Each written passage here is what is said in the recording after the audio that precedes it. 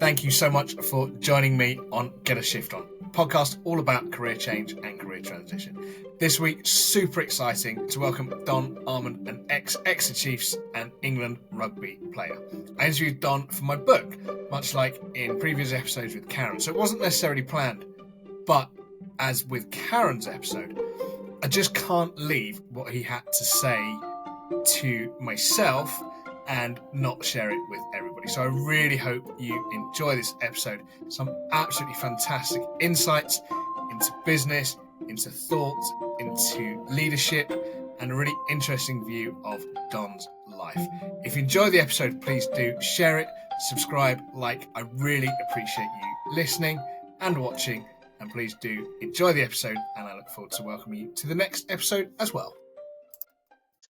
Tell me a little bit about your background, where you come from, and how you've got to where you are today. Yeah, I mean, how long do we have? My background, obviously, born in Zimbabwe. We used to farm. I used to play, rugby on barefoot on plowed fields, or recently plowed fields on the, you go to the farm schools.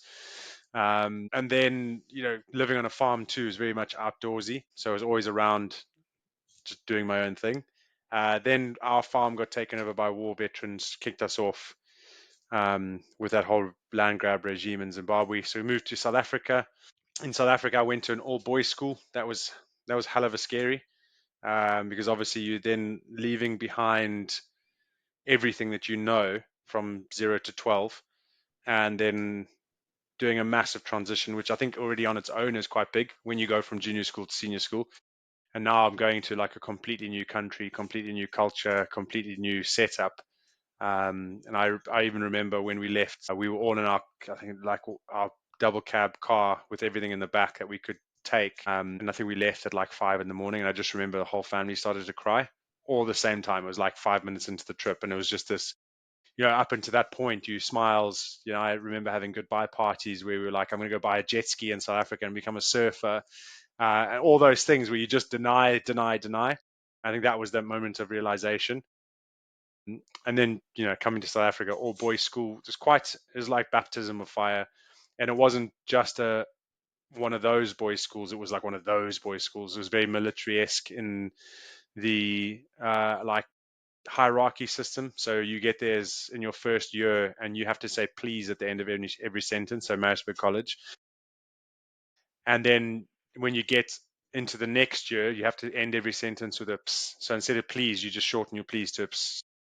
Imagine my first year there, you're getting hammered into like, if I say good morning to anyone that's older than me, I have to say good morning, please. How are you doing, please? Can I ask you a question, please? So it's like drilling in this respect. They used to do like face testing. So you had to go and know the prefix faces off by heart. And if you didn't, they'd shout at you. And yeah, it was an interesting baptism of fire at the same time of trying to reset your life and trying to get things going. So when I reflect back to that, I've been like, geez, what am I going to unearth from that in life as I go and seeing what patterns are still around? But you have to learn. I think there's like resilience that you have to learn there, even if it's at your worst, or if you're trying your hardest to, you're in an all boys school, popular for rugby, 1,200 boys. So it was a big school. I ended up making all the top sports teams in the end. I played first team rugby. I played first team water polo. Represented districts or provinces, what we'd say. Yeah. Made tournament teams in water polo because that was my other sport. I used to love water polo. Yeah, my parents got divorced when I was 17. I think obviously just things end up happening between, we moved house every year from the age of 13 onwards for different reasons, renting. We came over to farm the same thing that we farmed in Zimbabwe. And I think in the first year or the first 2 years, that ended up not working out well because we expanded the farm and then the crops got hit with disease. And then they didn't have any capital to restart it. So that was like, we came over and bought a house, sold the house. Then from then on, you're just scrambling. So my dad was like selling fertilizer to farmers. My mom was getting any job that she could while still trying to send us to school and do all that kind of stuff. It's a hell of a transition.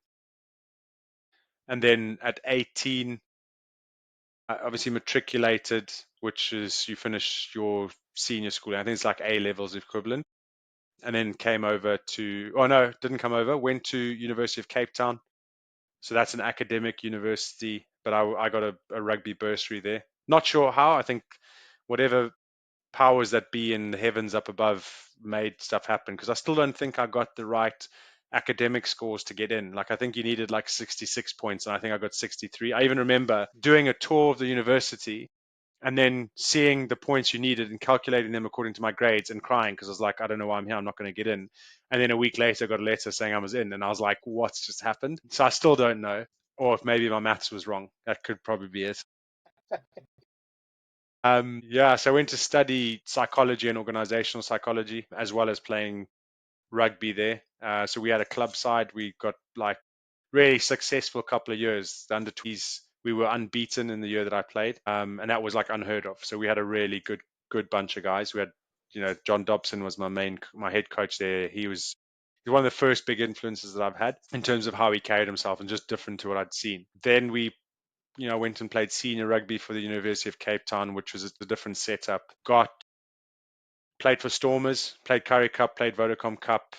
I had a pretty unique route into that. So I think you had to, they preferred to select their guys that had played in like the high performance squads. So in your under 20s, your age groups at Western Province, whereas I'd like come from KwaZulu Natal into Western Cape, which is a different province. And I played club rugby, and it was like, they didn't want you in their setup.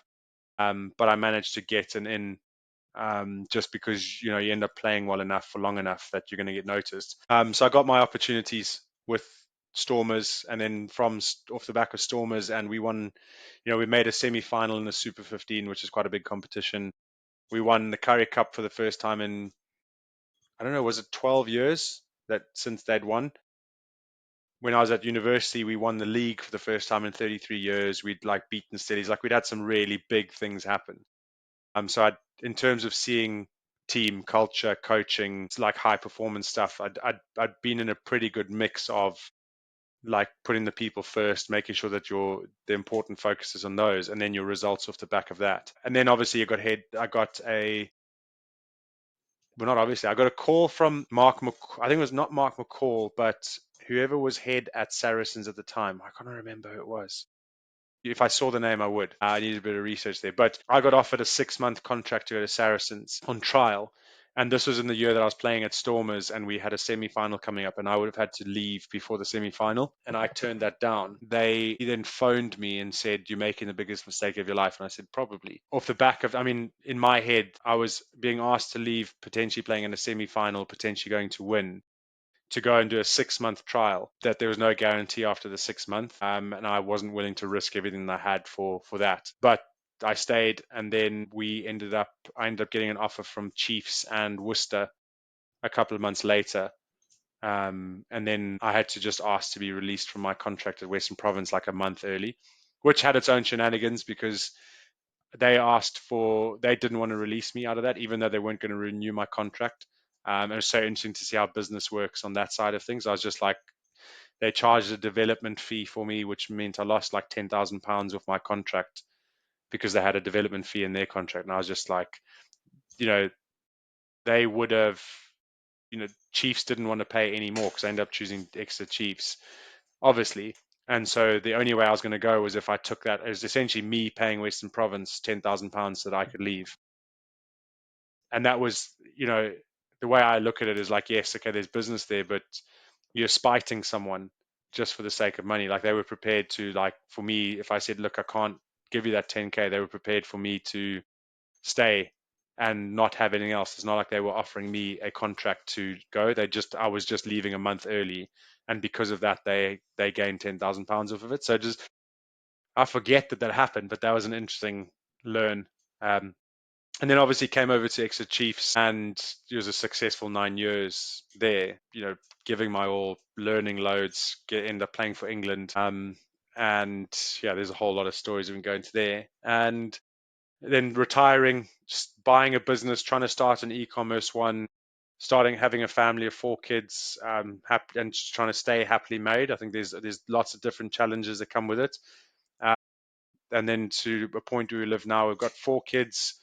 I'm happily married. I've got my in-laws living with me, and my mom lives with me. And we've got a couple of businesses going.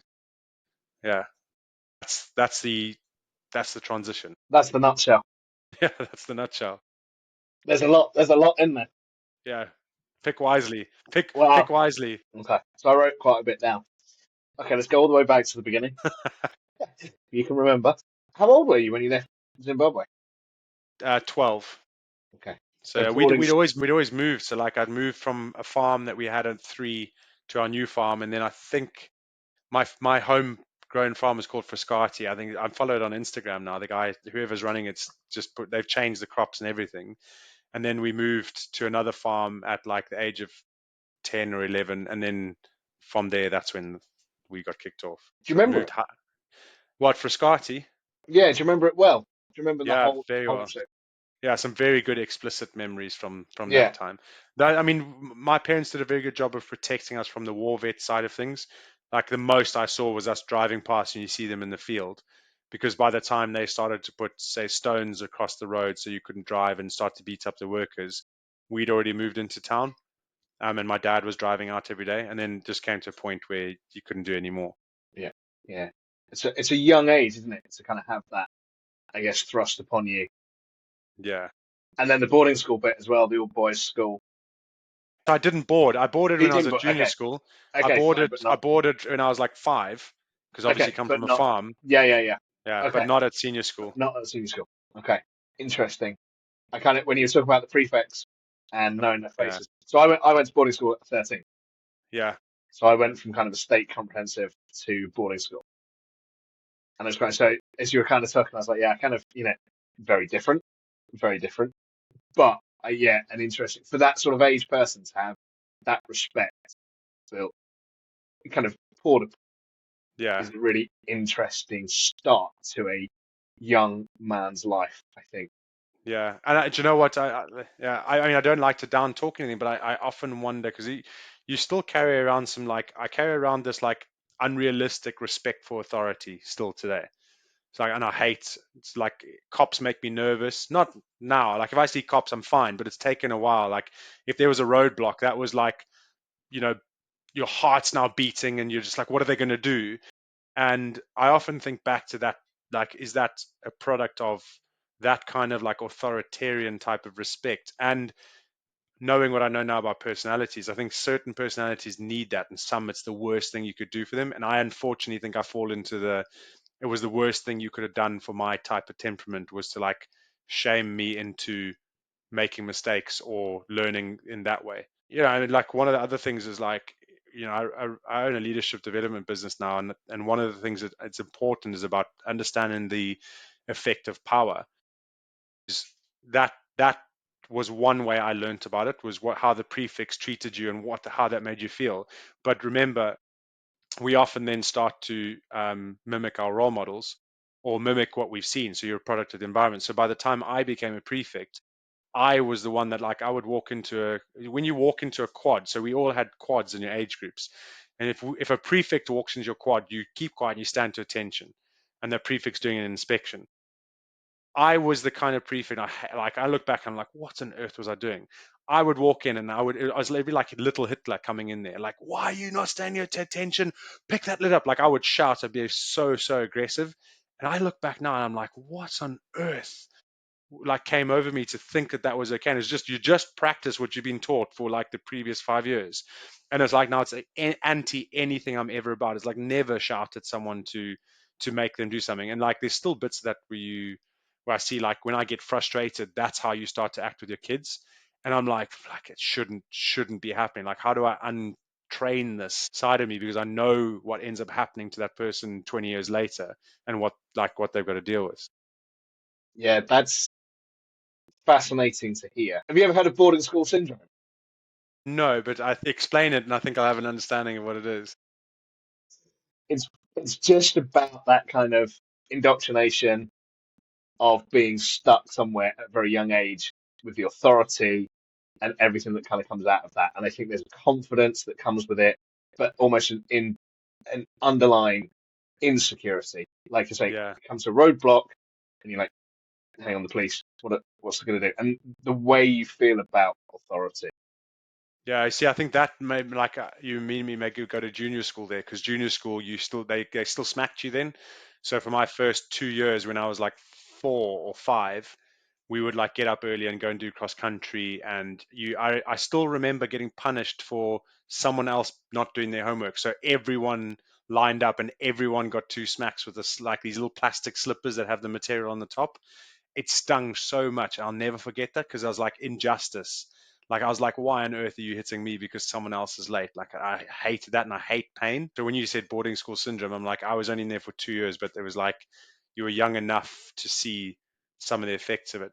Now also like in the back of my mind, I'm like, it's not necessarily just the system of boarding school or what I that the school Marriageburg College is a great school, but it's like how the individual fits within that system, and that's I'm big on that in today. It's like you can't just have a system and think one size fits all, but you've got to find the right people so that the system creates that performance as opposed to the other way around instead of like ruins the person. Are you a natural leader? It's a good question because how do you define that and like leading what? So I'd have to say yes because if I've got the business I do, I should be able to offer advice from a natural point of view rather than a learned point of view. I think you can get better by being natural at something and then improving that by learning things you didn't know before. But I do think I always focus on you can always get the hard skills, but it's really hard to get the human skills in business.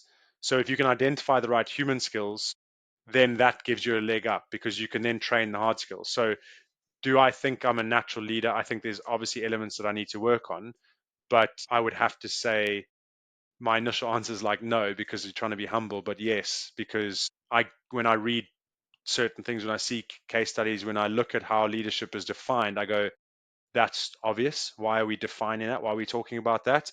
And then what I've learned to be able to recognize what you naturally are as you go, all the things that you think are easy and obvious to you are easy and obvious to you because that's part of who you are. All the things you don't understand are probably perhaps one outside of what you are, and that's why you've got to learn them.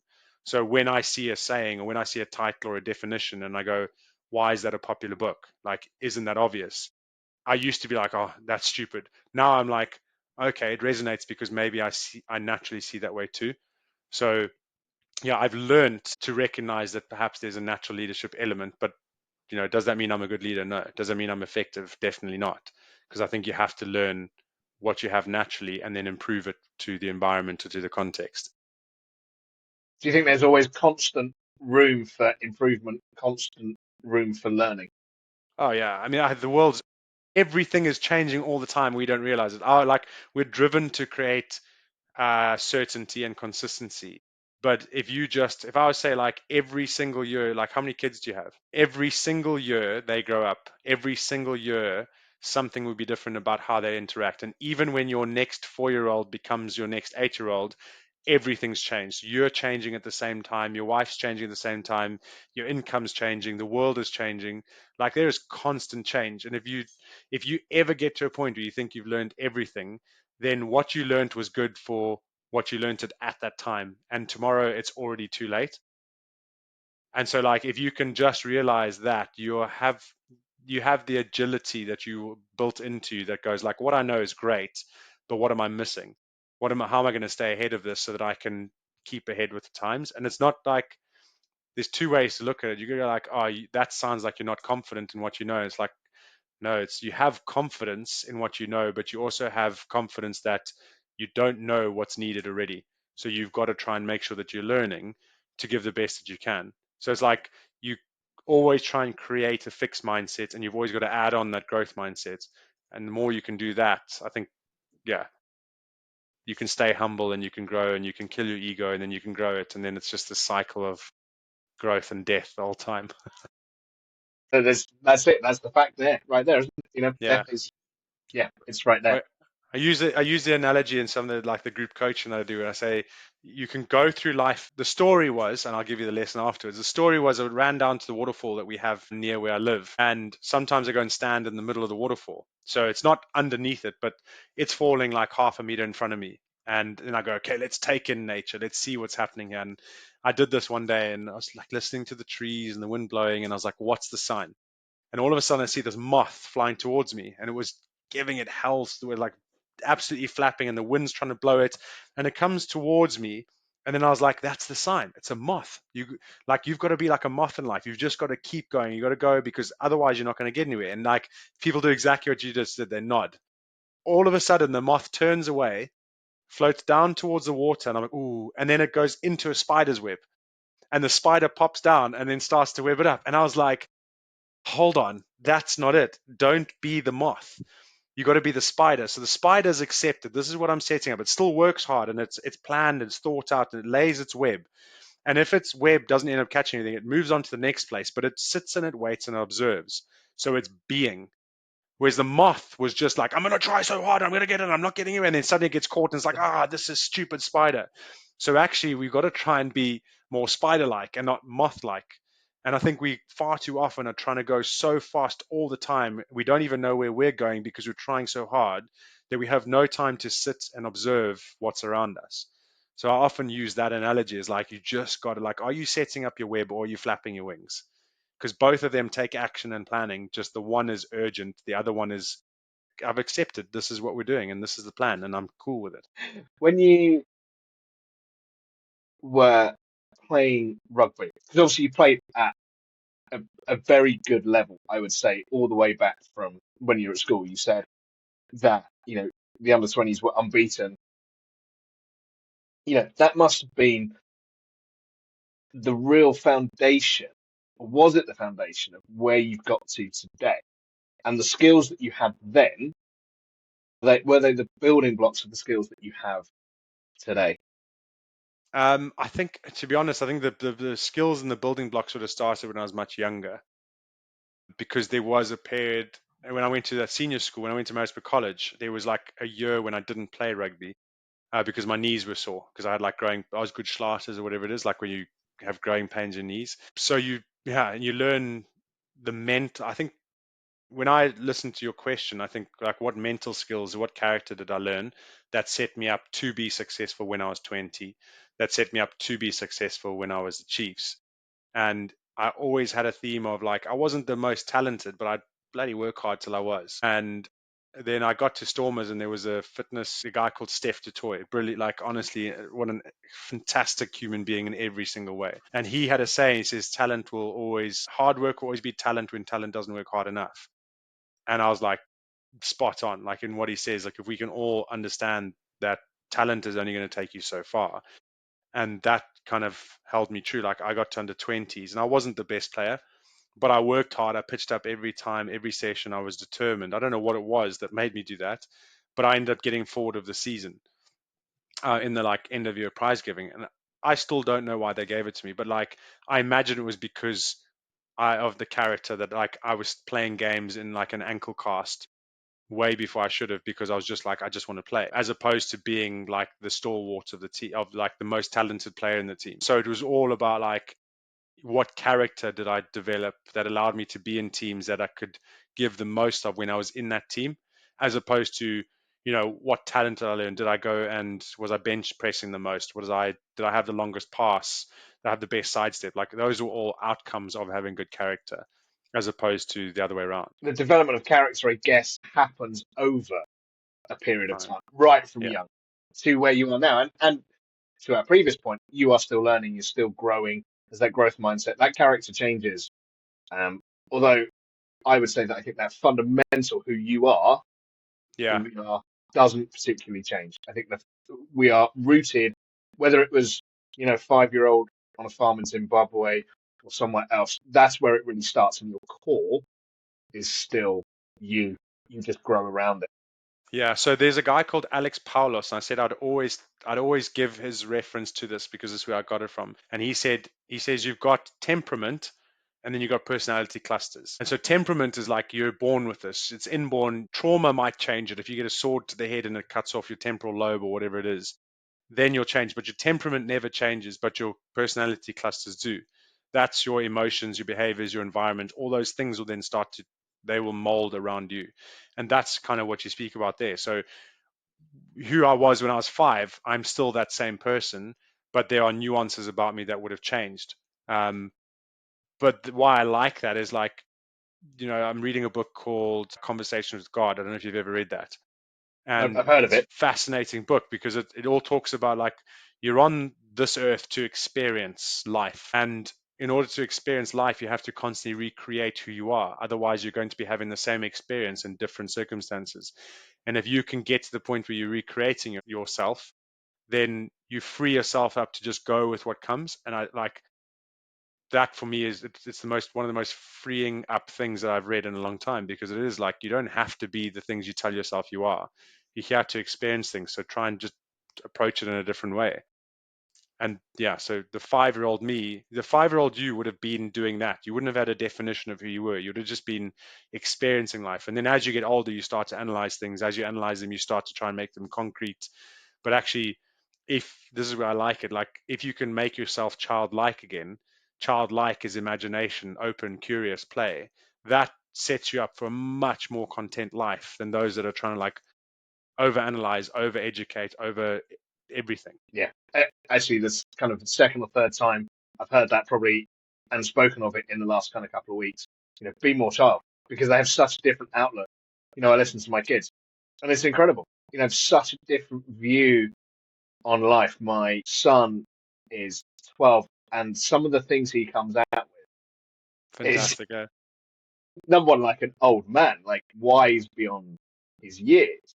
But it's because he's not constrained by, the sorts of things that we as older people may be. And that's lovely to hear. And I do think, yeah, I should be, I should be more like that. It's a much more fun way to be. And I guess as well, back to 5-year-old and the changing, you clearly, as a prefect, deviated from that core, from that temperament that you had. But you have to go through those changes.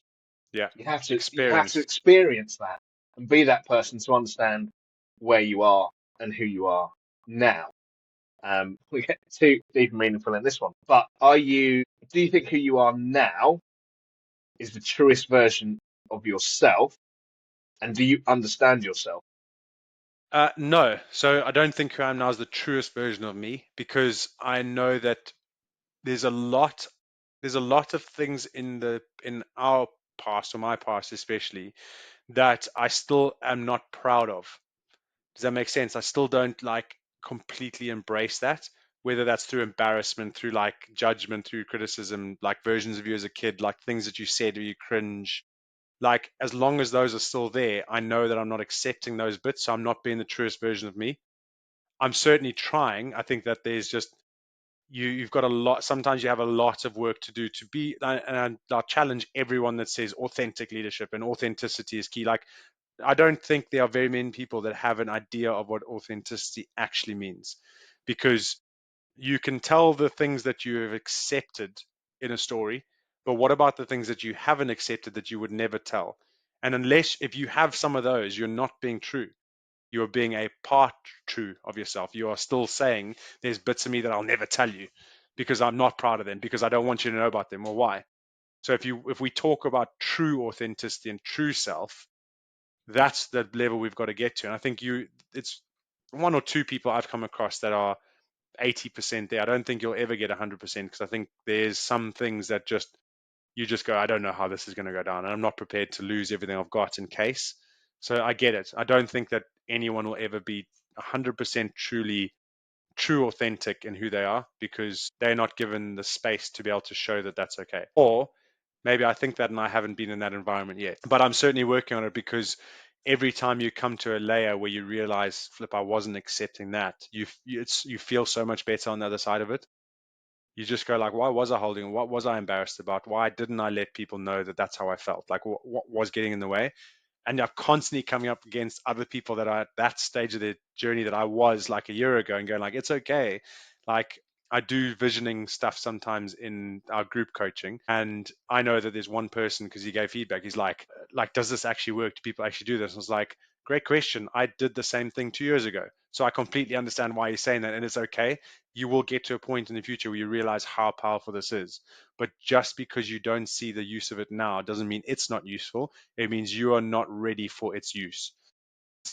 And then that's if we got to change our approach. Like sometimes we think we're smarter than the patterns of the world, so we deny the things that work for other people because we're like, oh, they are just being silly.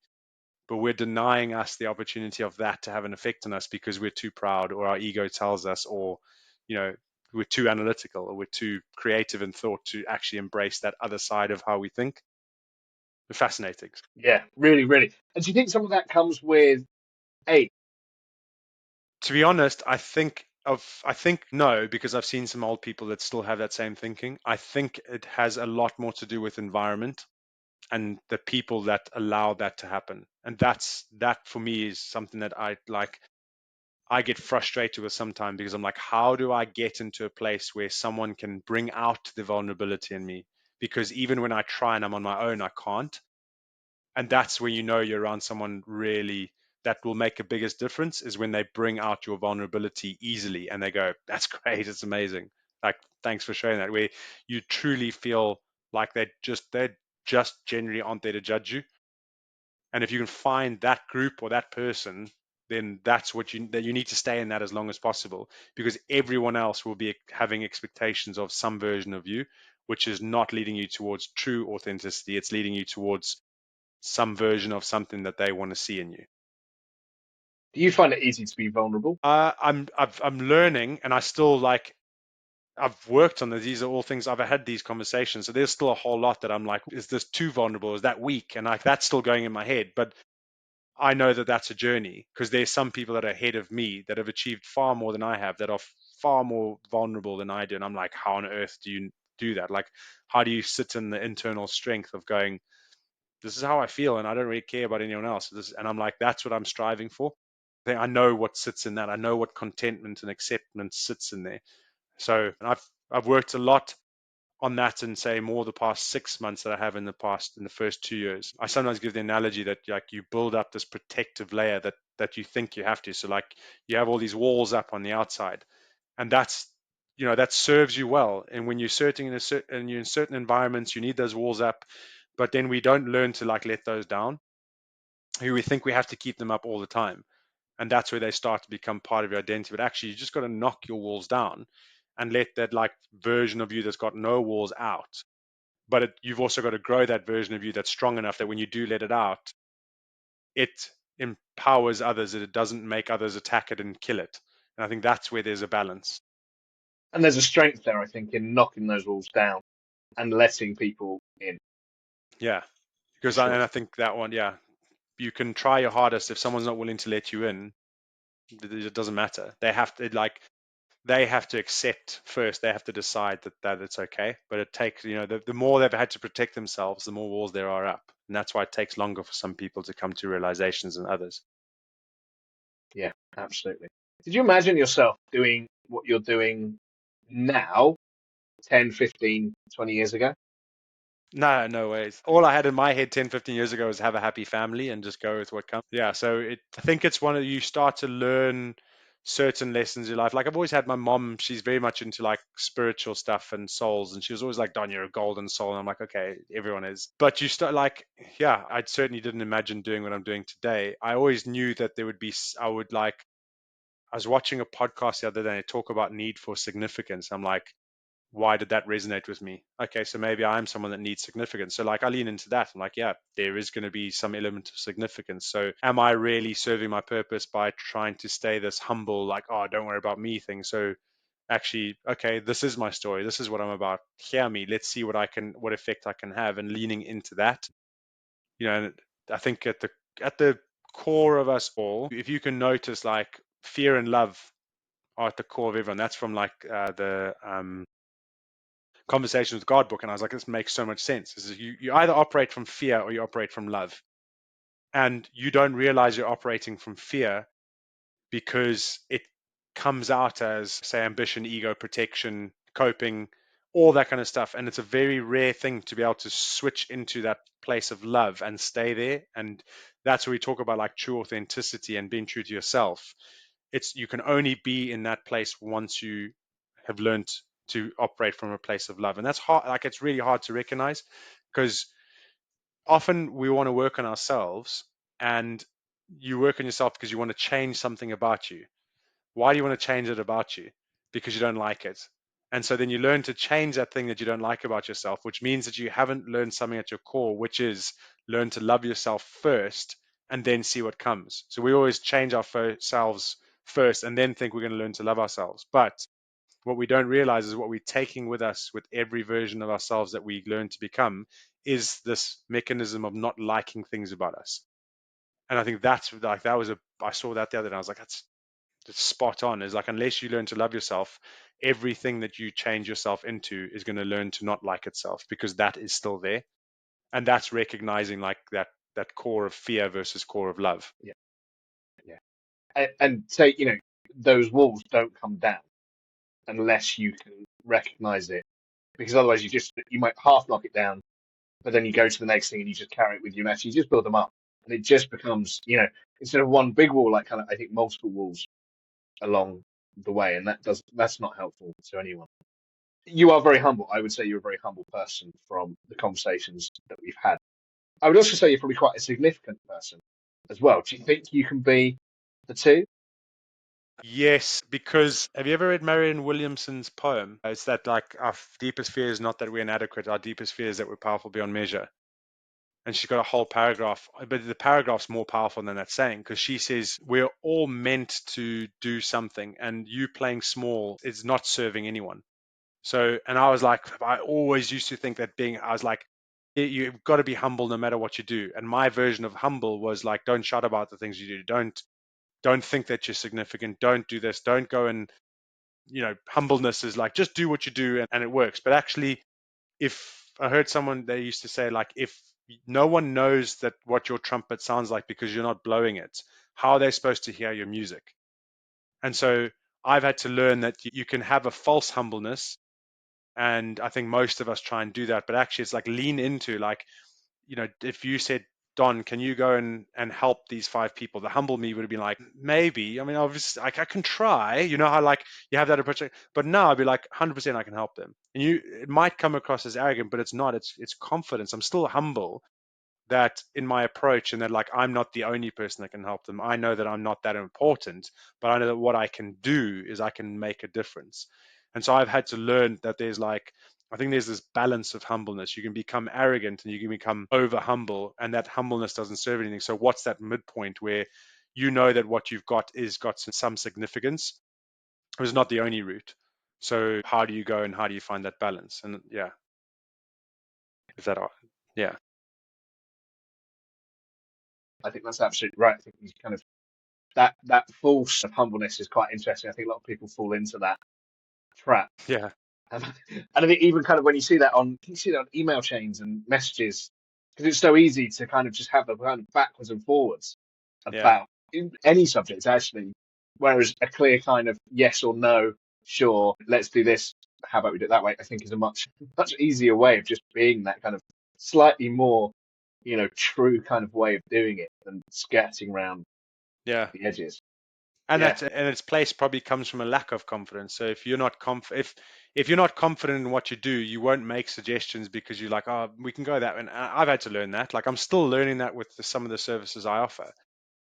But actually, what you've got to realize, and like the analogy of, like, if you had the cure for cancer and you went to someone and said, I can cure that, and they said, no, you can't, would you be like, yeah, you're right?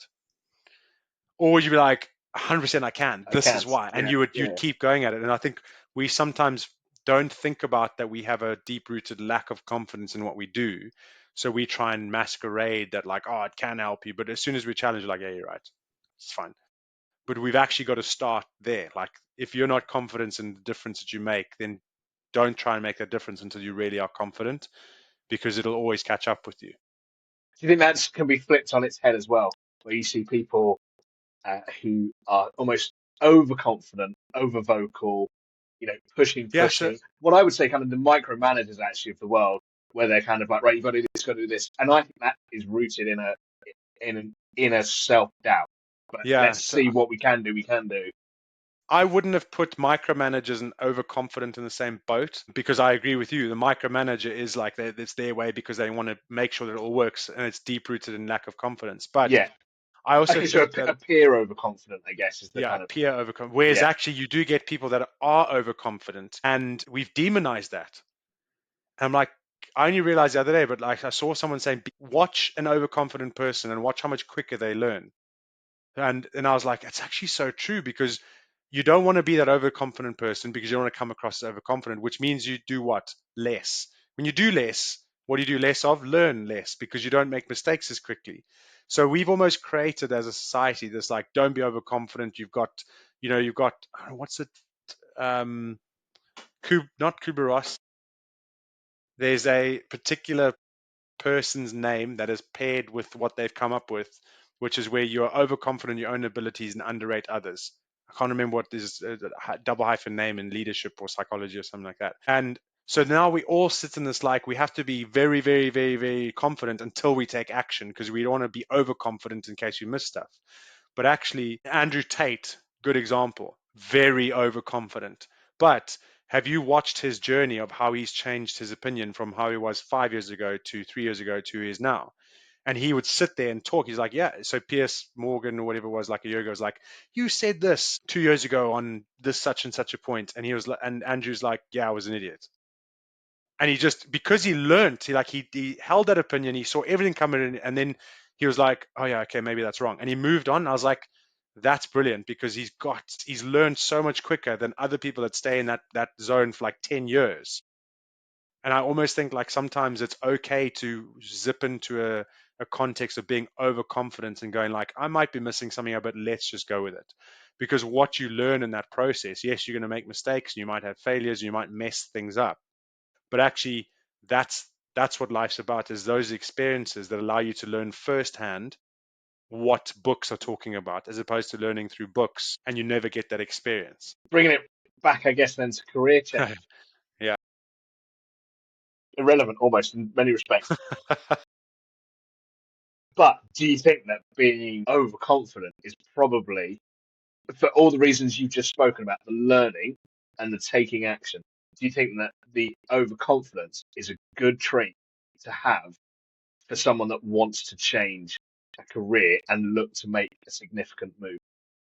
Yes, because if you're overconfident, you go in at a higher level than you would if you're underconfident. And then you can get, your ego can be bent and you can get denied. And then you're going to learn. And then you're going to like, okay, how do I get back up there? I think a good balance is to be like overconfident and humble, because then you're still willing to learn. Whereas opposed to like being arrogant and overconfident is probably a bad combination, because you're not willing to learn. So you'll go to a CEO and go like, I know everything. Whereas if you're overconfident, you can go to a CEO and say, I can help you. Maybe not on everything, but I can help you. That's a difference. And it's interesting when you see the sorts of people that change career, and if you look at the healthcare system, which I'm sure I spend a lot of my kind of time, there are people, and teachers as well, like, where they have stayed in a profession for 20, 30 years for whatever reason, and that's great, right? There are people that have to do that for their own sake, and thank goodness they do. But I see a lot of the people that want to make that career change are a different sort of person and have that confidence to want to go and do. But moreover, I guess that learning, the want to learn, the kind of, all right, I've done that, and I recognise that in myself. I was a very annoying, arrogant young 20-year-old. But it's taken a lot to kind of learn through some of that and see my faults and misgivings. But I see now in the people that I work with that confidence and the want and the desire to learn. And I think, again, that's a really important thing for people to understand. They have to have that confidence. Yeah, but I also think just on your point, like some people can do the same job for 20, 30 years. Knowing what I know about personalities and gifts, like this I3 profiling, like we look at gifts, like what, and there are certain people that are born into this world whose gift is to serve. Like they love being part of something, and they love working hard for it, and they love seeing themselves make a difference. And they are more than likely going to be so happy in the right environment with the right people, staying there for 20 to 30 years, because what they give, they get back. Like they are appreciated, they're acknowledged. They don't. Why would you want to change? They might get into a position where they get confident to learn, but they'll go and learn other stuff and not have to change that, because again, we've got a purpose to fulfill. And if you find yourself in that environment, you're not going to want to change. Like if I can stay in what I do now and grow identity human, that's going to be pretty as close to my purpose as I see myself coming. I'll just grow that, and I'll still learn, I'll still be growing, but I'm not going to want to change. I'm not going to go on to private investment or go and like become a property mogul because making money, because that's not necessarily my gift. But there are some people that they will be drawn to that, and you will end up one way or another following that energy shift or that energy draw, should I say. I think that's a wise way of looking at it. Like I said, thank goodness for those people that do have that gift. And Yeah, exactly. And I mean, if you understand teams, if you were to break that down to like a micro team of people, you can't. Have you ever heard of that talk? The lady did a TEDx talk, I think it was, and she talks about super chickens, or he. You heard the super chickens analogy? So they no, said they did a study on chickens, and they took all the super chickens, which is like your plump feathers. They lay the most eggs, and they put them all in one batch. And then they took your average Joes and Downs, and they put them all in another one. And then they studied them over 6 generations. I've never fact checked this, by the way. But I like the principle because I've seen it at play. In 6 generations, the super chickens were all not laying eggs. They plucked each other's feathers. They weren't doing well at all. The average Joes had another hierarchy. They had some super chickens and some average Joes, and they were operating well. Because nature doesn't lie, right? So everything in nature finds a balance. So there will be a balance between fast thinkers that think big picture and slow thinkers that think day to day. And if you've got that balance, there's a really good rhythm that team creates. But if you put all of the fast thinkers into one team, they end up running off a cliff and jumping down. And if you put the slow thinkers that are day to day, they don't move much.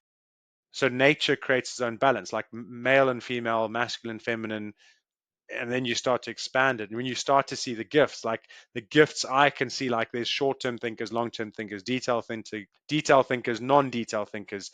They all have a place. And when you get the balance right, that team purrs. When you don't get the balance right, that's when you have problems. And I think that's what we've got to try and recognize is like, even as an organism, like as a joint organism, as a global thing, like if you were to look at the trends, like Kubler-Ross change curve, if you've ever heard of that one, like it's all like your people that change will have a certain temperament. They'll always be open to change. And your laggards that are at the other side, they're always going to be a certain type of thinker. And you have to accept that they're there, as opposed to thinking that like laggards are bad. They're not. They're going to give you information and detail that you wouldn't have seen. So listen to them. do you think that when people are looking at a career change, you as an example as well, do you think people worry about the identity that they have in a career? And how impactful do you think that identity is? I don't think that they're aware of it. So therefore, they don't worry about it. They worry about the details. And I think it's very impactful because our identity is the thing that the beliefs that we reinforce the most at a time.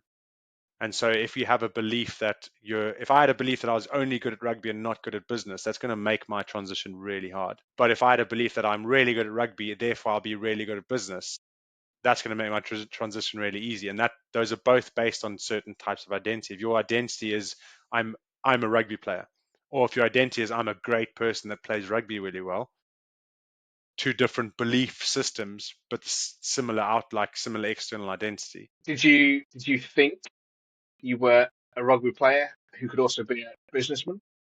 No, no. So I've had to learn that hard, but because I had every excuse under the book as to like I had a family, so therefore I couldn't run a successful business. I didn't know business, therefore I couldn't speak business. Like I wasn't tapping into enough of my essence and who I was, and realizing how that can go and be good at business. Because I was thinking that business was a whole separate identity, it's a whole separate thing. I mean, there's obviously nuances to it. There's obviously things you have to learn, but gave myself the hard route, and that's why I would sit here and tell you like there's just on the other side of your disempowering belief is the world, and it's at your feet. And if you keep buying into your own excuses that keep reinforcing your identity, you'll keep staying in the same situation that you're in.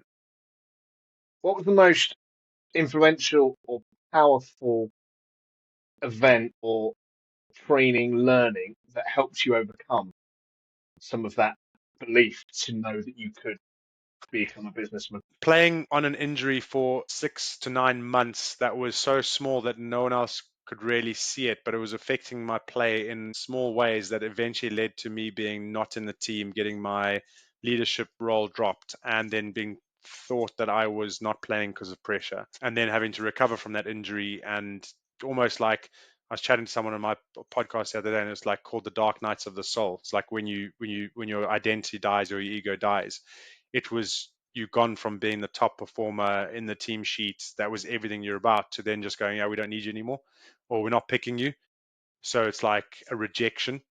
And that was, I was going home and really struggling at home, coming off the field crying just because of the injury and the pain that I was having to like endure that. And I think like sometimes the darkest moments are necessary for you to really realize what this is all about.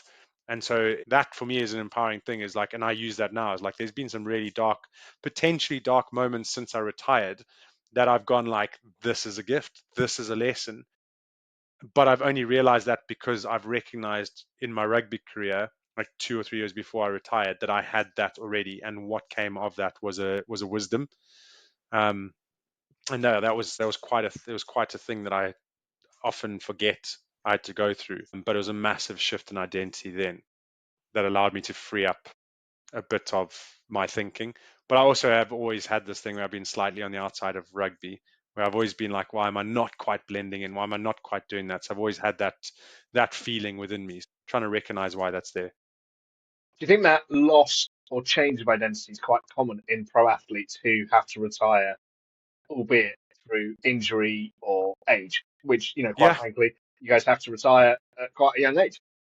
I think it's very common. I think that certain people need that, certain people will struggle. And rightly or wrongly, I would say the best route for any retired rugby player is to go completely away from it and learn who they are without rugby. So, this is my opinion. When I see guys going from playing rugby into coaching rugby, into speaking it, into just being involved, I think that's, yes, you're leaning into your strengths, but at the same time, you're holding on to something that you're eventually going to have to let go. And at what point do you become the 70-year-old that still talks about rugby and gets really sad then because you know nothing else? And so I am always thinking about like, what's your mental state going to be like when you're 55 or 65 or 75? And if you still think you're a rugby player then because you haven't learned to let it go, that's going to be really hard, because it's harder to reinvent yourself at that age than it is now when you can do so much. And do you think some of that is fear about those skills that they maybe don't think that they have, the ability to be able to change and pivot to something completely different? Let's hold on to what we know. Yeah, fear and peer.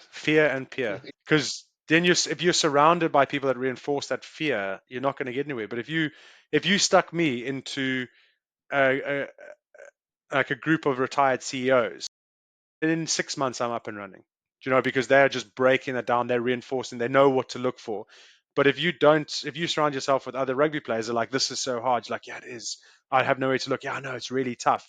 And you just reinforce the same disempowering beliefs. And so it's fear. Everyone has that fear, but I think it's really important to find the right people. And like, I'm looking for the people that are like this level, that are going to tell me, whether with compassion and with authenticity, that's like, Don, that like, you've actually got something so amazing. Because if they're not at that level, they're not going to recognize it. They're not going to tell you what you need to hear. And I think I've tried to do it on my own for a long time now, and I realize that the most effect comes from like one sentence from one person that breaks your ego, breaks your viewpoint, where you could have spent 6 months trying to find that and you just won't. Like Sadhguru is that like Indian, like really wise guy, and he says like, a smoker can't smell their own bad breath. I was like, it's exactly that. Like, that's self-awareness. That's exactly it. It's like, go out and just speak to as many people that can offend you in as bigger ways as possible, and you'll grow the most that way than trying to like sit in your room and do it yourself for 2 years.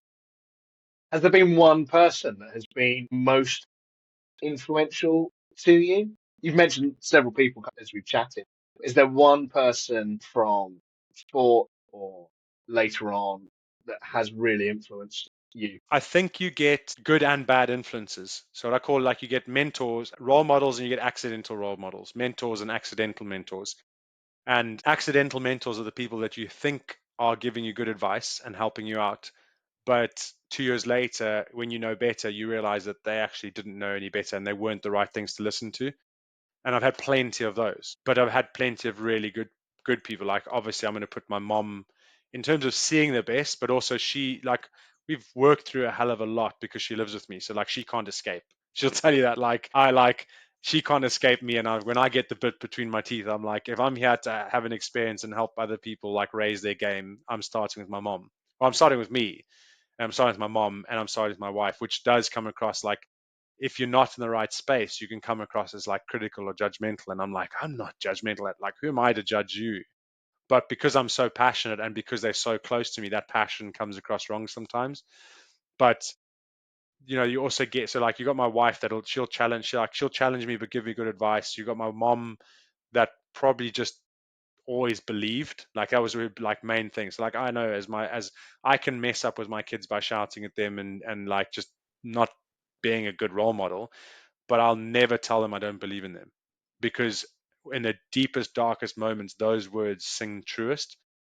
And those, like, if you constantly reinforce that, like, I believe in you, you're going to make it, like, when they don't believe in themselves, that voice is going, someone does. And I think that's important. So, and then you just have, at the right time in your career, different people come along. So you got like my rugby coach, Debbie Cairns, when she was like, I was like at junior school, she was influential. You have John Dobson, who was a unique coach. Then you have, just interactions with, so like Alex Paulos, he's a really good coach. He knows a hell of a lot about what he does.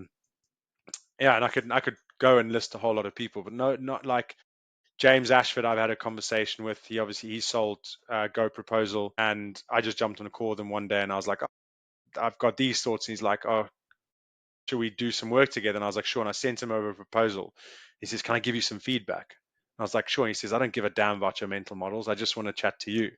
And I was like, it was so good to hear that, because you don't like, and you get to, that's what I'm talking about, that person of that caliber, like, just tell you what it is. It's like, fine, tell me what it is. Okay, yeah, that makes sense. Okay, let's just go with that. As opposed to everyone else that's always like, oh, your mental models are great, and there's this, there's that. And actually, it's like, just tell me what you want, I'll give it to you. Because I got a whole lot here. And I think those straight talkers, but you can tell they do it because they care. You can tell they do it because they want the best for you. Um, those are the people you need to find.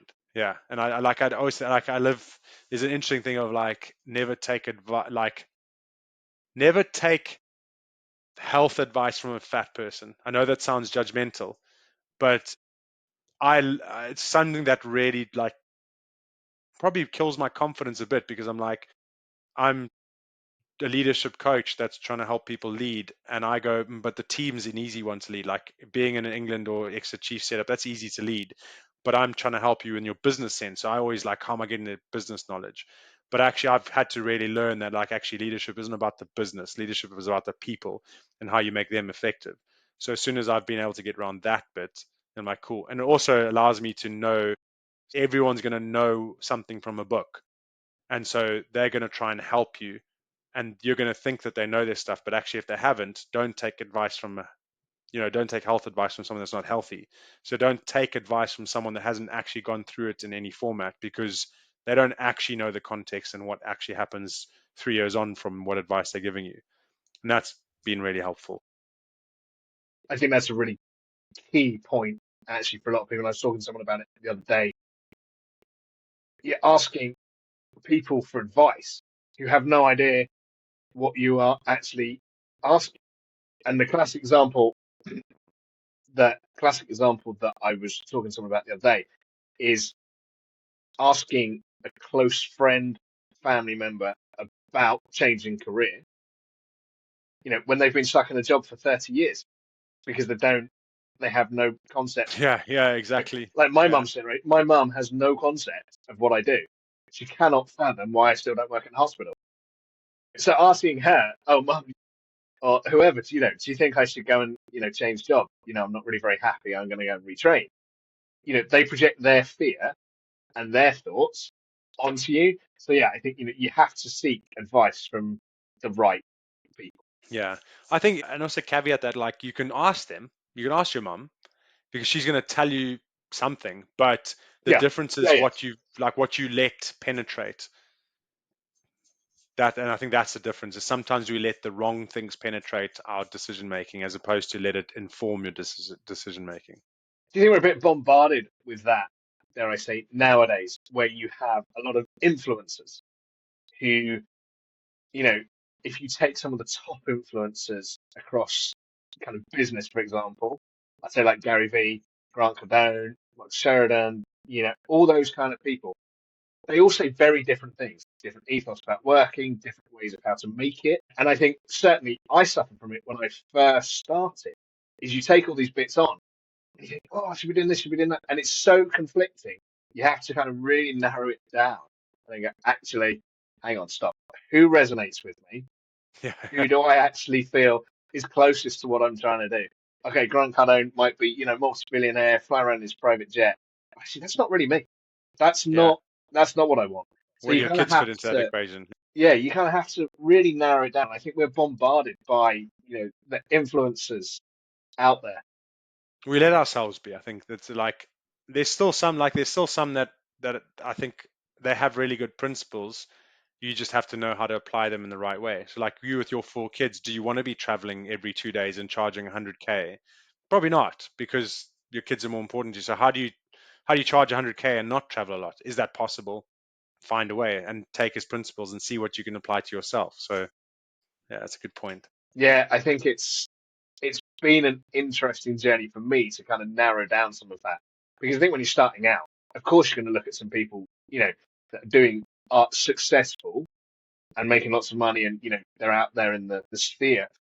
And so, yeah, narrow that down. And I've had to work quite hard to block out some of that, to go with the Yeah. people that I feel are most aligned to my thoughts, my beliefs, my values, and how I want to run my life. And as long as they're not reinforcing like disempowering biases either, though, hey, because that you can also get stuck in that trap. Oh, I was listening to so and so. He has 4 kids, and he says it's a really struggle because he can't balance time between kids and business. So, yeah, that suits me because I've gone down that route. And then sometimes, like actually, we will find the things that make it easiest for us to excuse us trying. And so that's the other side of the filter that we've got to look at is like define what you want and then find a way to make that happen. So if you want to have your 4 kids and earning 1 million, find a way to make that happen. Someone's got the answer for you. Go and get it. And I think that's what we've got to try and find. Yeah, absolutely. I think so. I guess kind of to sort of round it off and start to close out, action for me is really, really key.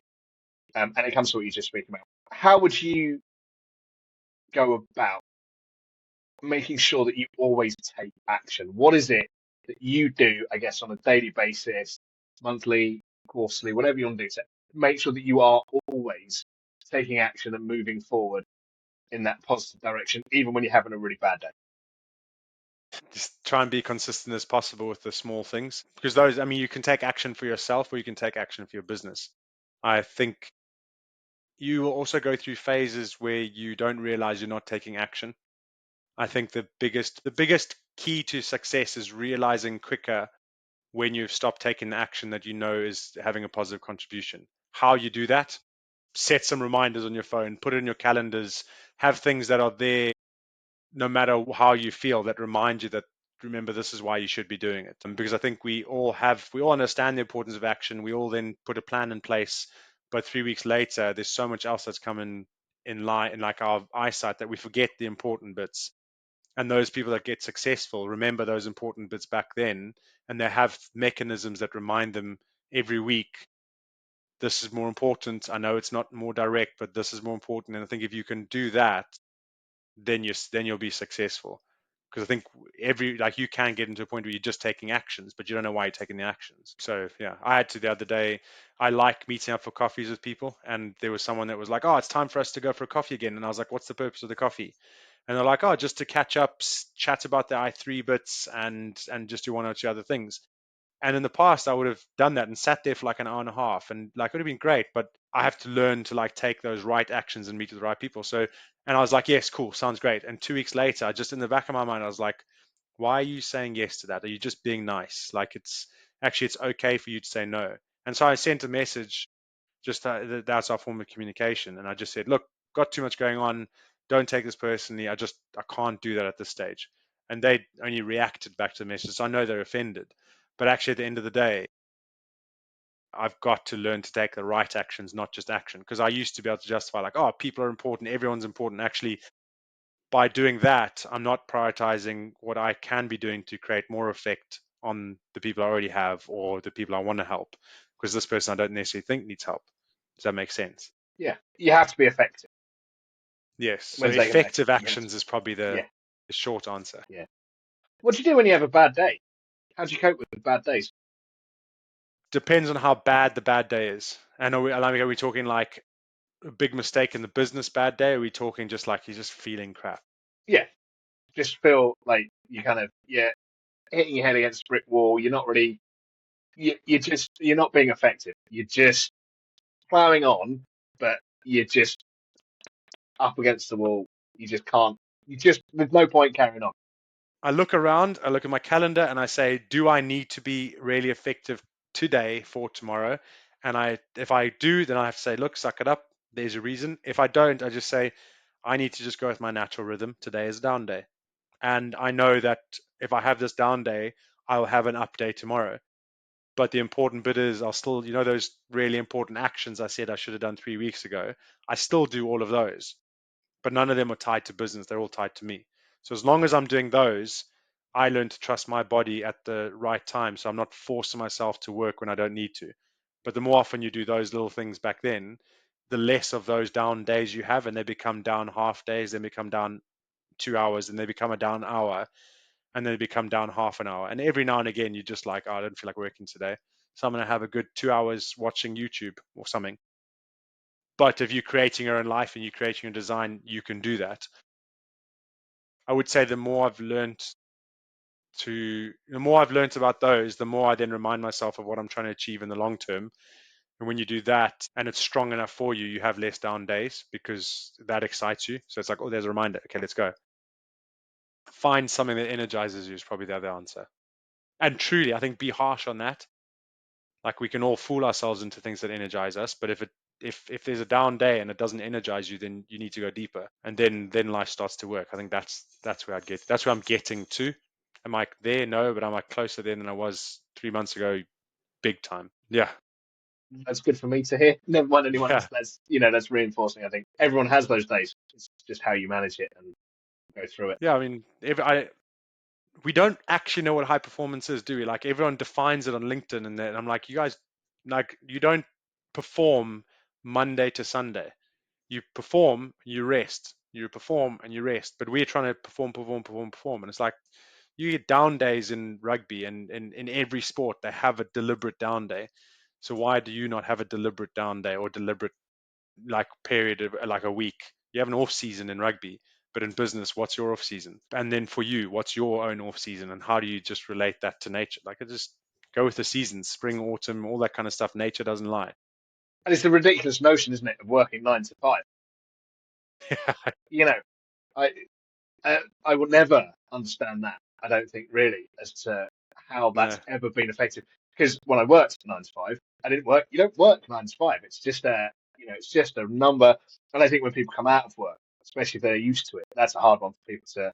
understand. And that's why I asked about the down days and the kind of. It's okay to feel like that. It's all right to just stop, do something, as long as there is a way to pick it up. Ultimately, Yeah. at the end, yeah, I think it's. Yeah. You talked earlier about gifts and people being given gifts. What do you think your gift is? It'll be around leadership, mercy, like being a catalyst, one of those three. However you form that and however you understand that. I think there's so many different interpretations of that, but yeah, it'll be around those, like how you get the best. Like if I was to explain it in different words, how would I get everyone else to think at a higher level for themselves? And I don't mean like strategy. I mean, how do I get you to see life in a different way so you get more out of who you are so that you can go and create a better life for yourself and a better life for all the people that you interact with? That makes me feel really good. And I can do that through leadership coaching. I can do that through identity human. I can do that through parenting, all of that stuff. Like I love helping people go, and then they come back to me like 2 weeks later, like that was amazing. And I'm like, yes, yeah, it's cool. That's what I would say my purpose is. The gift of service. Yeah. and then how you serve. Exactly. Yeah, interesting. You mentioned that earlier. If you could sum up your journey thus far in one or two sentences, what would you say? As in my whole life journey or my retirement journey? Let's get the whole life. Probably a life of challenge and uncertainty and change that's allowed me to use that as a sacred floor to be able to help others create certainty and resilience towards change. That'll do. And what's Yeah. the future hold? More of this. No, the future for me is like I want to like if I said to define what I'm going to have, identity humans be first and foremost. I want the podcast to be going. I want the digital course to be up and running. I want to have a good community of people that have like gone through my process and they are able to make that difference. And I'll have a confidant service going where I'm just working with the people that have the most effect on others and help them to have that effect, however that looks like, whether identity human becomes a big brand and turns into something else. Like, yeah, it's creating a legacy that no one will know was me in 3 generations time. So there's characteristics, thinking, behaviors that everyone talks about, but they don't say it's Don or identity human. They just go, this is just what we do. That's the ultimate. That's where I'd love to, like the esoteric, like the really bigger than self one. And so it's like, how do we start to implement that at all levels now? Humble but significant. Yeah, exactly. Awesome. Yeah. Thank you. Right. Thank you very much, David. I appreciate it. I appreciate your time. I know you kind of, you don't have loads of it to give, so I do really, really appreciate it.